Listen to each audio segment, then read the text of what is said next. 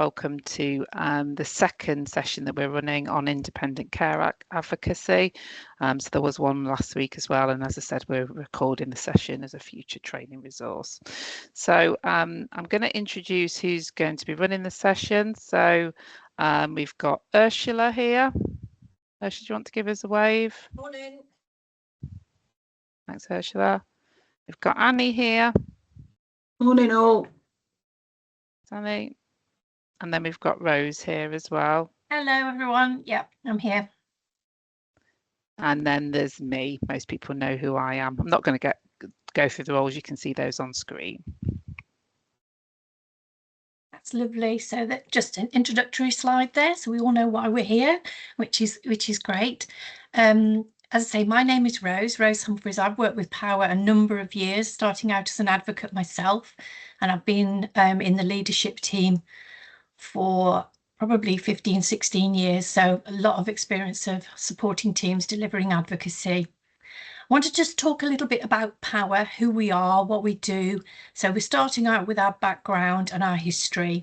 So POhWER was established in 1996 by a group of people with disabilities who were fighting social injustice and challenges in their lives. So they came together and they built POhWER from the ground up, really. They were all struggling with different ailments, different problems in their lives, and they all met together to support each other.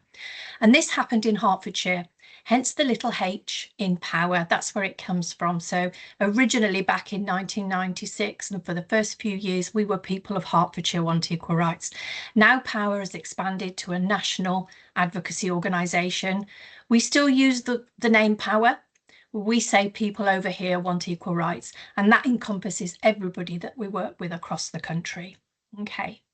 So as I said, we've grown to be a leading advocacy provider, and in 2024-25, we supported over 45,000 people through our advocacy services. We supported with over 75,000 different challenges and issues, and our help hubs handled over 356,000 calls and contacts into POhWER. Thanks, Jo. I always start off with our values. Our values are really important to us, and they're throughout all of the work that we do, both with our beneficiaries and also with the professionals that we work alongside as well. So the acronym to our values spells the word people, and we start off with P for professional. So being committed to work in a confidential and person-centred way, being professional, respectable, reliable, honest and independent. Really important part of the role. We're professional advocates. We're empowering people to develop their skills and confidence, stand up for their rights and regain control, creating a culture of enablement, not dependency. So throughout our work, we are always empowering and supporting people to self-advocate as far as is possible. We're open, free and fair, delivering services that are free to use and accessible to all members of the community, while encouraging and valuing differences and diversity, and always working in a fair and open way. Thank you. We make a positive difference through our work, so ensuring that our passion for our work results in a positive difference to people's lives, and use the learning from our work to have a positive impact on the delivery of services in the future. We are local, so our team in Leicestershire, Leicester City and Rutland all work within the community. They all work from home within the communities that they live in. So we engage with the local communities in the areas that we serve, understanding their specific needs and determining the best way to meet these. And engaging, meaningfully listening and engaging with people and groups to ensure that they are involved in the design, delivery and evaluation of our services, ensuring we are a pioneering people and needs-led organisation. Thank you, Jo. So who's who at POhWER then? So just the top line for you, just so that you've got an idea. We have an executive team. Above our executive team, however, we have a board of trustees. So we're a user-led organisation, and our board of trustees are supported by our executive team. So we very recently in the last week changed our CEO. So Belinda Phipps left us on Friday, and we now have a new CEO in place, and that lady's name is Sarah Allen. Okay. Liz Hawkes is still with us. She's our Deputy CEO and also our safeguarding lead. Kate Rodd, Interim Director of Finance and Resources. Susie Forster is our Head of People and Culture, so our HR person. And Fiona MacArthur-Warby is our Director of Fundraising Engagement, so our Director of Business Development at POhWER. And your local team in your area is myself as Head of Service, Penny Bodger-Yates, the Community Manager, and Annie Hammond supports our team of advocates working locally as our team advocacy supervisor. Next, Jo. We're all supported by our Help Hub, so our one-point stop for advocacy. So our Help Hub is staffed by trained and experienced advocacy support officers who will complete an advocacy needs assessment for each new contact to determine the person's needs, eligibility, and the correct pathway for them. They add the new cases to our case data management database, and this is called Clear, and we keep all of our information on the one database. They meet with the response times for each contract type and service. They provide a range of options, including information and advice, signposting, self-help materials and resources. They offer low-level advocacy or access to peer and citizen support in their role. And they access our local internet pages for a range of local information to support with signposting. So always there and available to support people to consider other options if they're not eligible for the advocacy services locally. The advocacy support officers are there to offer that support. Thank you, Jo. So when you look at our service delivery model, then we now have a very experienced, growing experienced, multi-skilled independent advocacy team. They deliver 2 or more of the advocacy services and hold mixed caseloads. Okay, so lots of times that you were referring for advocacy, the advocate that has supported that individual previously will be able to continue with a different piece of work if that is required for that individual. They will act on referrals promptly, meeting all response times in the specification. They deliver a person-led, issue-focused advocacy, promoting self-advocacy whenever possible. So our issue-focused is very, very important. So through our empowerment work, each time a person is working under a process through the Care Act, the advocacy will be considered, and if they have substantial difficulty at that time, then it's a new piece of work for that advocate to pick up. Very issue-focused advocacy. Ensure advocacy progresses and cases are closed appropriately, so we don't build up that dependency, and keeping accurate records of all interactions with people on our database. Thank you, Jen. Practicalities then. POhWER advocates are all home-based, as I've said, living within Leicester City, Leicestershire and Rutland. They have that local knowledge of the local communities they live and work in, and our community-based model means advocates can have a physical presence in local communities so they can develop and maintain effective stakeholder relationships and also to attend those important local events that are happening as well. Thank you, Jo. Okay, so advocacy, what is it? So this is what we say. So advocacy means supporting a person to understand information that they're being presented with, express their needs and wishes, so ensure that their voice is part of that conversation, know and secure their rights, represent their interests, and obtain the care and support they need or they're wishing for, they're hoping for. Okay, we also have some animated films that can help explain why advocacy is important. Please take a look at these. Again, they're on our website. There's links to a couple of them there, but POhWER have a lot of information on their website. Please do take some time, and if there's time left at the end of the session, if we do finish early, please pop onto the POhWER website and have a look at these. We also have a YouTube channel as well, so you might see people like me talking about what we do and who we are, so please do go on and have a little look and find out more. Thank you, Jo. So what is statutory advocacy? So statutory advocacy is included in key legislation. Okay, it is the law. There's no doubt about it. It is the law and it is a duty. So supporting people to be heard and included, ensuring their wishes and preferences are considered in specific important discussions and decisions about them and their life, so that they are empowered and have a voice in those discussions. Okay, thanks, Jo. So the legislation where advocacy is included, then, just so that you've got it all in one place, is the Care Act, which we're concentrating on today, but we're also going to be talking about the Mental Capacity Act, including deprivation of liberty safeguards. So you might know it as DOLS.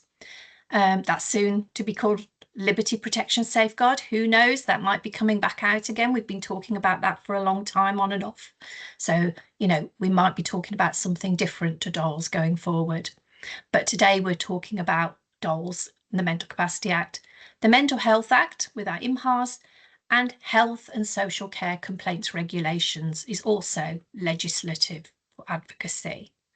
Thanks, Jo.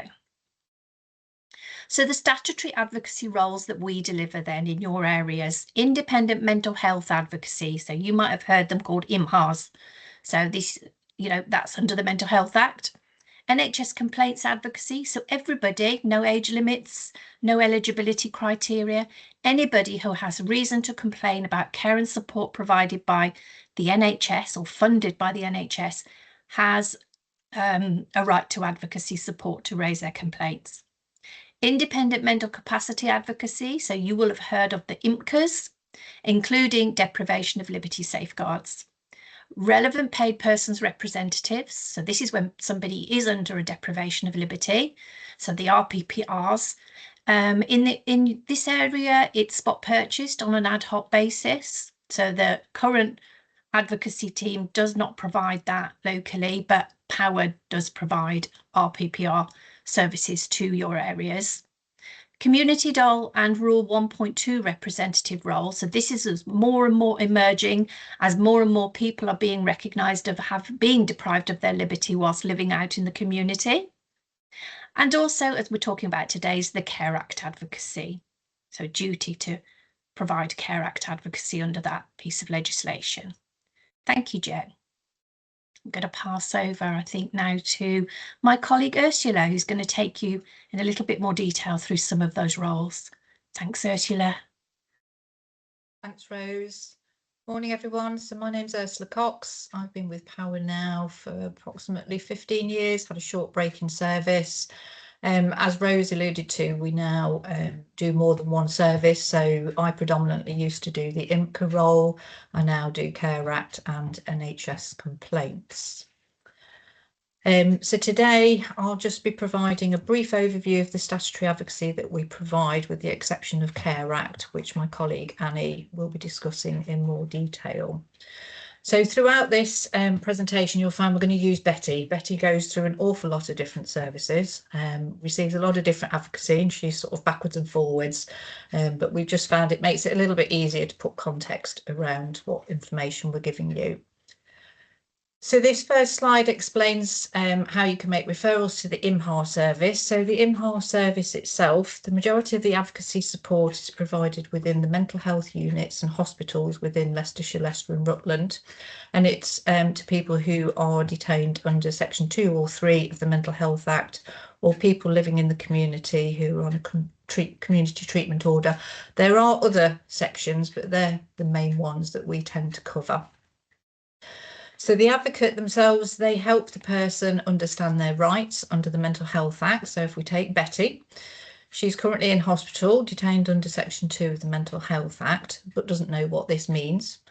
So the advocate can support Betty to understand the Section 2 of the Mental Health Act and what her rights are. And it might be after the advocate has actually gone through that Betty decides she actually wants to appeal her Section 2. She's not happy to be detained.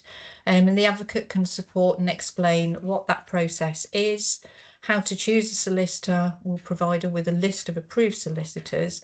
And if Betty doesn't feel able, the advocate can actually contact the solicitor on their behalf.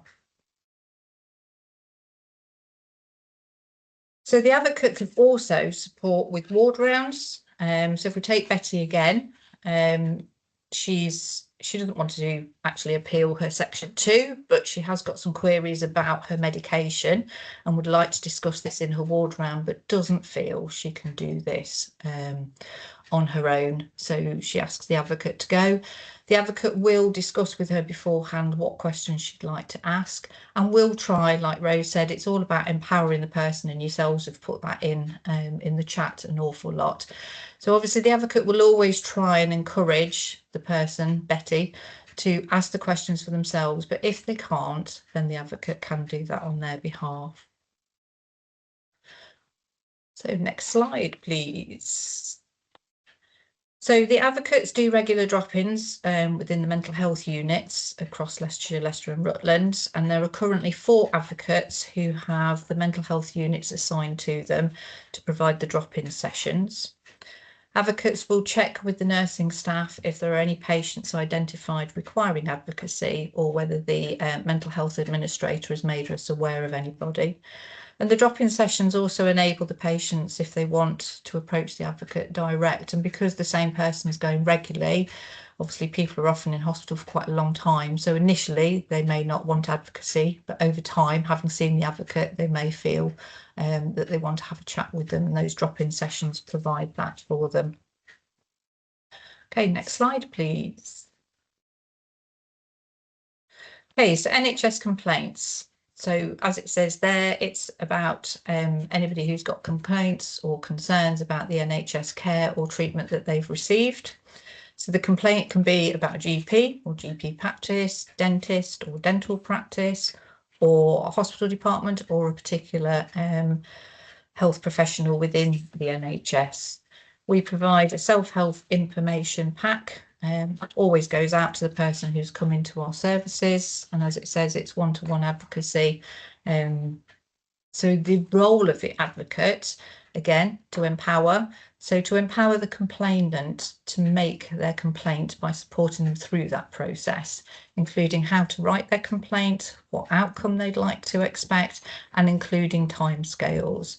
So if we take Betty, bless her, so she's out of hospital now, but she wasn't happy with the care and treatment that she received when she was an inpatient at the mental health unit, but doesn't know how to go about making the complaint. So the advocate will talk her through the process, and this is usually done via the telephone. Advocacy support can be provided at different stages of the complaint process. So it might be actually Betty had already made her complaint, but she's not actually happy with the outcome that she got and the response that she received. So the advocate can support Betty onto the next stage of the complaints process and can take her right through to the complaint to the ombudsman. I will struggle with that. Said it. Next slide, please. So the IMCA. As it says, there's a legal requirement under the Mental Capacity Act in the following situations. So it's not only if the person has been assessed as lacking capacity, but if you've got reasonable belief the person lacks capacity. Obviously, at some stage, you will need to formalise that and do the capacity assessment, but you can actually refer for an advocate if there's reasonable belief you've just not got the you've not done the formal capacity assessment yet. And it's also where the person hasn't got any friends or family that you can consult with, because you need to consult with somebody as part of the decision-making process. So we often use that term as unbefriended. It's not very nice, but that's the term that tends to get used. So if we take, we're going to look at change of accommodation. So if we take Betty, so unfortunately her needs have now changed. She's been assessed as lacking capacity regarding where she should live to receive the care and support that she now requires. And she has no family or friends who can be consulted. If yourselves as adult social care are responsible for the funding, the care and support, the allocated caseworker is the decision maker and has a legal duty to instruct the IMCA. So what the IMCA does, as well as supporting Betty through the decision-making process, we're also a safeguard for her and anybody receiving the service, and ensuring that decisions are being made in line with the 5 principles of the Mental Capacity Act and the best interest checklist in accordance to the Independent Mental Capacity Act Code of Practice. So if we move on, so Betty has, the best interest decision was done, and she actually has now been placed into residential care. It's good practice for a placement review to take place, and this should be around 6 to 8 weeks after the placement was made. And the role of the IMCA is to represent on whether the placement remains in Betty's best interests and is the least restrictive option. Serious medical treatments, the decision maker is the health professional who is responsible for carrying out the treatment for that person. So if they needed dental work, that would be the dentist. Safeguarding, the role of the IMCA is to represent on any protective measures being proposed or the protection plan. So if again, think about Betty, is it in Betty's best interests to have the protective measures or protection plan, and is it least restrictive?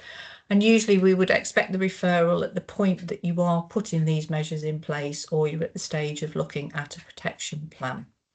So with the exception of safeguarding, or change of accommodation, care reviews and serious medical treatment, that is when there is nobody that can be consulted that isn't a paid professional. In safeguarding, that doesn't matter. There can be friends and family involved, and they can be, we can still have an IMCA. So next slide, please. And this is the last one for me. So as we mentioned, the DOLS work, I'm not going to read all these out. You've got this for reference. So unless we've got any best interest assessors, these won't apply to the rest of you. The responsibility for identifying any of these that need an IMCA, so the 39A, 39C, 39D, or a relevant paid person's representative, that's the best interest assessor's responsibility, and we receive the referrals from the DOLS team. And that's me, and I will hand over to Annie. Thank you. Right, morning everyone. So I'm going to focus a bit more on the Care Act. My name is Annie. I'm one of the independent advocates in the team. Very much like Ursula, main experience has been IMCA, but I'm now carrying Care Act cases.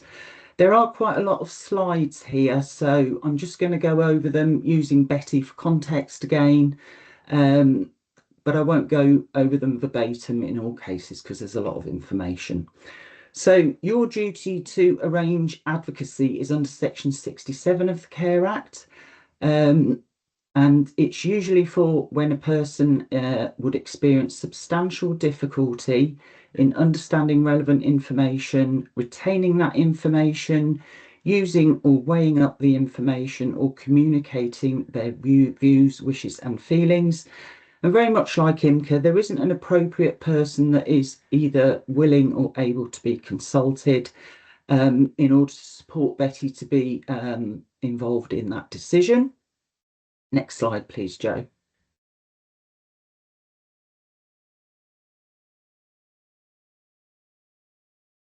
Is it frozen? Oh, there we go. Sorry. So no worries, no worries. So these are the sections under the Care Act for which the advocates can work, and it's really worth mentioning these because Care Act is not a hand-holding exercise. There needs to be a local authority process taking place. So I'm just going to take you a little bit on a journey for Betty and putting some of these in order as to what may happen or what should happen. So as Ursula alluded to earlier, Betty's needs have changed. She's needing some care and support. She meets the eligibility criteria, so she does have substantial difficulties in understanding the process.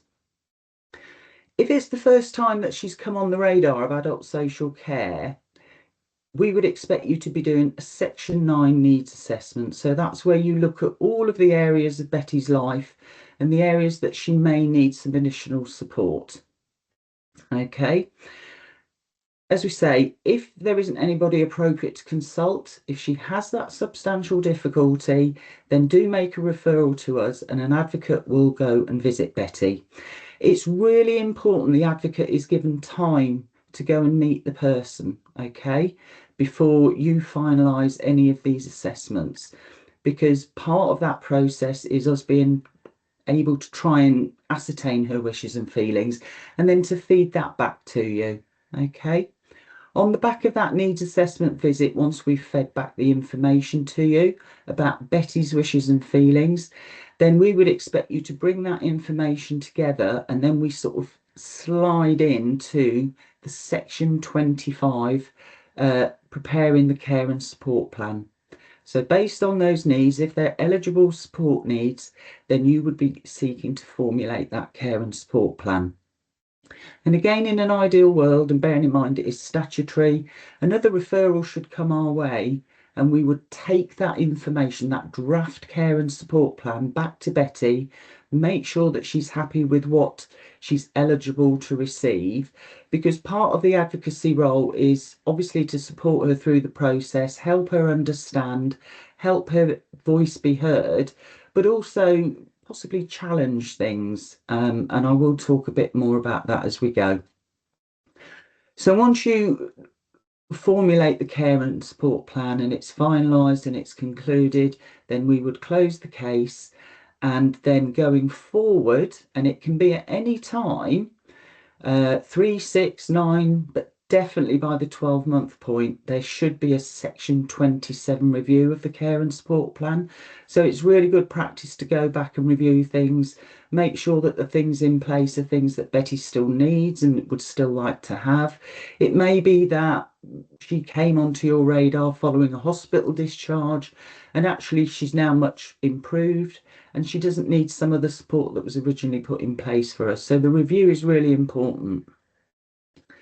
The other ones that we tend to work on are the section 42 adult safeguarding inquiry. And just to differentiate here with IMCA, as Ursula said, the IMCA in adult safeguarding will represent on the proposed protection plan, and that can be implementing measures or indeed a decision not to implement measures. The Care Act advocate can support Betty a lot earlier in the process. So when those safeguarding concerns first arise, they meet the threshold for that section 42 inquiry, we can support Betty with any assessments that are being done, any earlier meetings and things like that. I won't go through them all, but there are other ones on there, as you can see. So carers assessments, sometimes people looking after somebody like Betty can be under a bit of strain or difficulty, and they're able to have an assessment under the Care Act. Okay, next slide, Jo, thanks.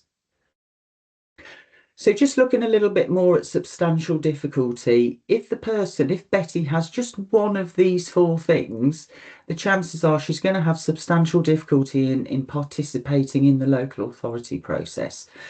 So again, not dissimilar to IMCA, it's trouble understanding the relevant information, okay?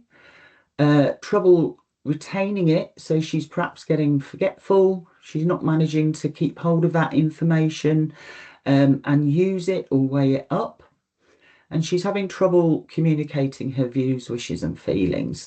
So, you know, the advocate would seek to meet Betty, as I've said, build a rapport, build some trust, and as Ursula alluded to with IMHA, sometimes the person just having somebody at their side is able to voice what they want, but if they absolutely can't and they become really anxious, then the advocate can step in and speak up for them.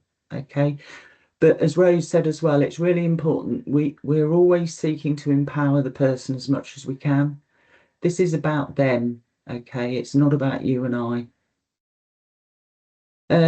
If the person, and I'm going to use the word just, has substantial difficulty, because I know what's coming in the next slide, they must consent to having an advocate. Okay, so they are capacitous, but they just have some of those difficulties in understanding things. So it's really important before you make a referral to us that you seek Betty's consent to an advocate. Okay. And the other thing just to touch on here, when the advocate meets with Betty, if she's been assessed as having substantial difficulty, then the advocate will be checking all the way through the meeting that Betty is happy for us to share information back to you. Okay. Next slide, Jo, thanks. Sometimes under the Care Act, we support people who lack capacity. Okay. So the advocate will proceed on a non-instructed basis. And just to explain what non-instructed is, it means that Betty is not able to instruct an advocate. Okay, she lacks capacity. So you as the caseworker would be making that referral on her behalf, that professional referral. Okay. In these cases, consent does not need to be sought from Betty. So we're always acting in Betty's best interests. So we can share that information back to you without checking for consent. Okay. Next slide, please. So in deciding whether Betty has substantial difficulty, you as the caseworker, you need to consider any health conditions she might have, any diagnosis, might be a learning difficulty or learning disability, and the sort of degree of complexity of Betty's circumstances in relation to her needs, her understanding of those, any support she needs. You know, what level of understanding does Betty have? How can we support her to be part of this process? Because it's about her. Sometimes you might need to consider if Betty's previously refused an assessment, and if she has, we need to look at ways at how we can support and encourage her and reassure her to accept an assessment, you know, how it may benefit her going forward, how it may keep her at home, potentially, you know. She's been coping all these years on her own. It may be with just a care call or two, or a bit of help with some shopping, that she can stay in her own home, and that's probably where she would like to stay in most cases. As the caseworker as well, you know, point 4 is on the cusp of adult safeguarding. Potentially, you may need to consider any evidence emerging where Betty could be at risk of abuse or neglect.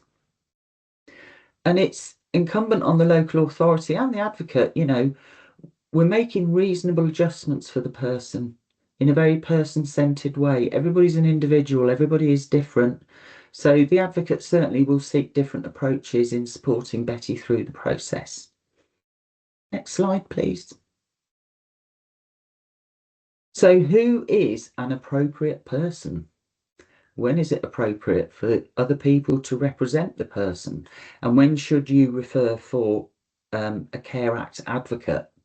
In identifying an appropriate person when you're the caseworker for Betty, it can absolutely be a family member or a good friend. They must be willing and able to facilitate Betty's involvement effectively in that local authority process.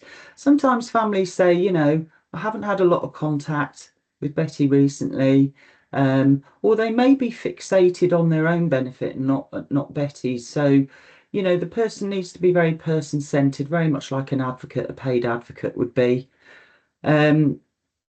If Betty has been assessed as having substantial difficulty as opposed to lacking capacity, the person that you're going to consult, the family member, needs to be acceptable to Betty, okay?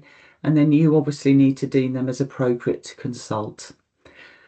I think we had some of the following answers in the chat. It can't be anybody who's already providing care or treatment in a professional capacity or on a paid basis.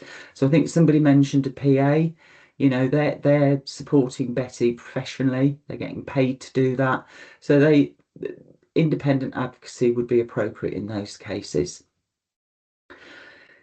If Betty specifically stipulates someone she would rather is not involved, she perhaps doesn't want them to know of her circumstances, or she doesn't want them to know the details of it, then, you know, we need to acknowledge and respect that. So again, a Care Act advocate may be appropriate in those circumstances.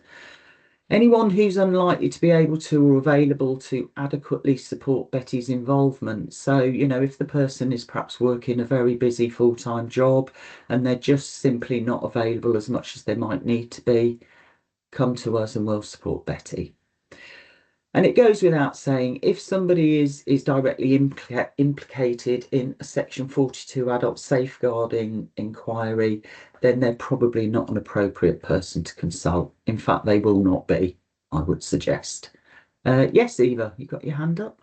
I just wanted to add something. It was Door's assessment, but someone was suggested as a relevant person's representative. However, I felt that the gentleman himself had some memory issues, so it was felt that although he was willing to take up the role, that it was not appropriate to appoint him. No, absolutely, and we certainly support the RPRs as IMCAs. And, you know, I've certainly had cause sometimes to write back to the Doles team and say that I don't feel the person is really appropriate for the role. So, yeah, absolutely. Okay, next slide, please, Jo. It's worth just... Annie, before you start, I know Olivia's just put up her hand up, and I'm just wondering if before we go on whether it's the same thing. So, Olivia, did you want to ask a question related to that? Yeah, so just quickly, you mentioned about if someone's in a paid role, they wouldn't therefore be appropriate.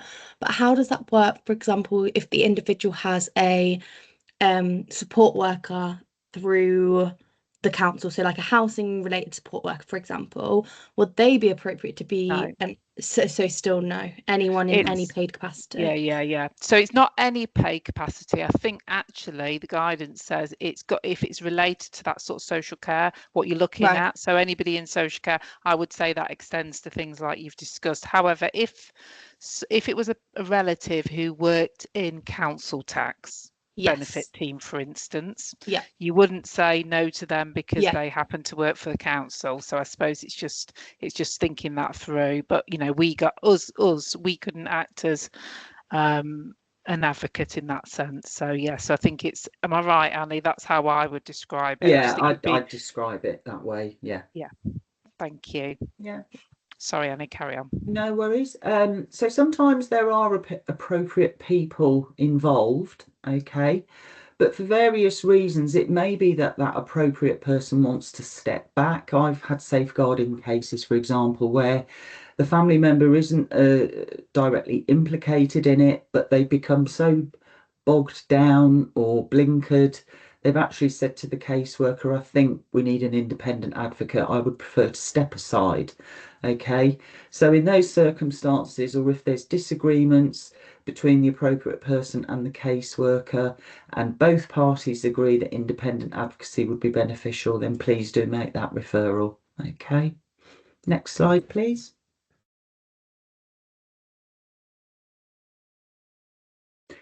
One of the things that the advocate really focuses on are the 9 well-being domains, and I would suggest caseworkers should be giving them due thought as well.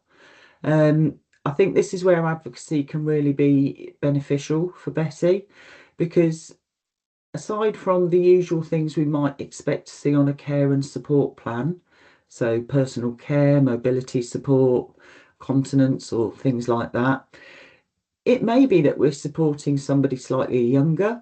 I don't want to suggest that Betty's old because we don't know her age, but it may be that, you know, somebody slightly younger is indicating an interest in doing some work, volunteering, going to college. So they're things to consider. They're all things that can enrich the person's life.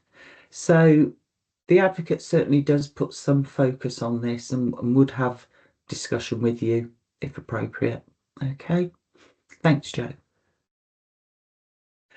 So the advocate is going to try and assist Betty to really understand the assessment process that's taking place. So it might be the care and support planning or the review, or indeed a full-on safeguarding process under section 42. We're going to try and assist Betty to communicate her views, wishes and feelings in the relevant process. Understand how her needs might be able to be met by the local authority. So it's about eligible needs. Betty can't request unrealistic things from you. It's things that can be provided, okay, and that she's eligible to have. We're going to try and help Betty to make decisions for herself about her care and support, you know, to really communicate what it is she would like to see happen. And also support her to understand what rights she has under the Care Act. So as I say, it needs to be proportionate, it needs to be realistic. And we could support her to challenge that decision. I think challenge is quite a strong word for me. And although we are independent advocates, it doesn't mean that you and I can't collaborate for Betty. Okay, so if we reach the outcome of, say, the needs assessment, and you've missed off lots of things that were fed back to you, then I'd be seeking to have another chat with you about that to find out why. Okay, thanks, Jack. So what the advocate absolutely cannot do, we do not make decisions for Betty. Okay. We don't impose our views on Betty, so we're not seeking to influence her or push her down a certain pathway. This is about what Betty would like. Okay. We don't take instruction from anyone else. So under the Care Act, we can only take instruction from a local authority caseworker. And we won't be advocating for Betty around issues that are not involved in the issue that we are being instructed to advocate for. Okay, so if it's for an adult safeguarding, we're focusing on the concerns and part of that process. We're not looking at a review of her care and support plan necessarily, although sometimes that is relevant in safeguarding. And we certainly don't give advice, we advocate, we support the person to be heard. Okay, thanks, Jay. I'm not going to go through this one, you may be glad to hear, because there's a lot of information on it, but it just sets out a little bit more information on whether we're doing it under instructed advocacy, so that would be if Betty has substantial difficulty, or whether we're doing the piece of Care Act work under non-instructed because you've assessed her as lacking capacity. Okay, in essence, we're providing the same quality of advocacy. Okay, it's just those things that I mentioned earlier. We don't need to necessarily seek consent from Betty if she lacks capacity. We can act in her best interests. Okay, thanks, Jo. And again, these are just laying out the process that should take place once you've made that referral. So you get the acknowledgement of the referral. We would then seek to speak to you. We'd arrange to meet with Betty, and we'd go through all of those things on that side. Okay, thanks, Jo. So again, this sets out in the non-instructed world, the process is no different really. We're still going to meet with Betty, we're still going to support her. It's just that she may require some additional support because she lacks capacity. Okay, so as I say, I'm not going to go through all of the points on the non-instructed slide. Have a read of them when you've got 5 minutes. But, you know, as I say, in essence, whether Betty has substantial difficulty or she lacks capacity, we're still going to follow the same process. We're going to speak with you, get clarity on the assessment that's taking place. We're going to seek to meet with Betty and ascertain her wishes and feelings as far as we can. We will feed that back to you, and then working forwards, we can conclude that particular assessment. Can I just chip in? You can. Sort of going back to having that dialogue with yourselves once you've made that referral, if this is an area you're not sure of, we'll talk you through it. It's like Annie said, we want what's best for Betty, so we can determine whether or not it's actually instructed or non-instructed, but like Annie said, it won't affect how we provide the advocacy. Yeah, okay, next slide, Jo, thanks. So the role of the Care Act advocate in challenging a decision, okay, I'm going to use the term collaborate again with you. I think I prefer that. Challenge sounds very harsh, but we can seek to challenge decisions, okay, where the person is really unhappy with the outcome. Okay, so we would come back to you and have further discussion on that. And we may come back to you if we've got real concerns about the assessment process. So we feel that something perhaps has been overlooked, neglected, completely rejected. Okay, but I think we can still collaborate and have those adult conversations about it. So it may be that, you know, as I say, we've got concerns about how the local authority has delivered the process or the assessment. It may be that the outcome could lead to a deprivation of liberties or a safeguarding issue. So sometimes things will lead to a deprivation of liberty.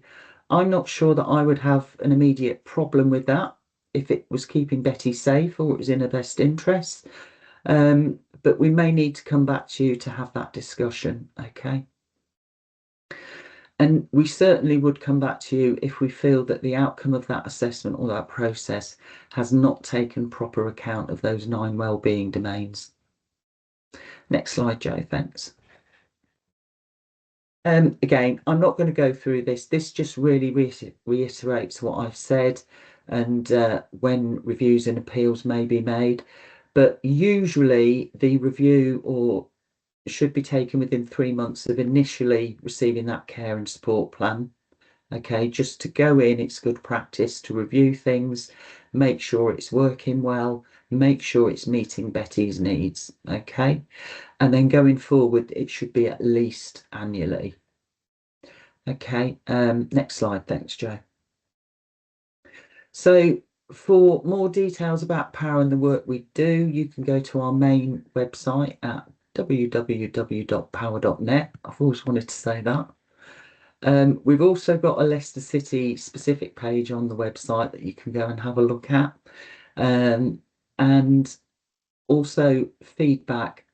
We sometimes get requests to give feedback on the caseworker. We are always seeking feedback from you as the caseworker that's instructed us. Please do take a minute to give us it, good, bad or indifferent. You know, it's always lovely to get a pat on the back, but it's also good to know if we did something that could have been improved. Okay, if we've gone through an assessment and thought we did everything as well as we could, but you say, actually, I'm always very open to hearing that. Okay, next slide, Jo. And then there's our contact details as well. I think that might be the last one, Jo. Cheers. Yeah, thank you, Annie.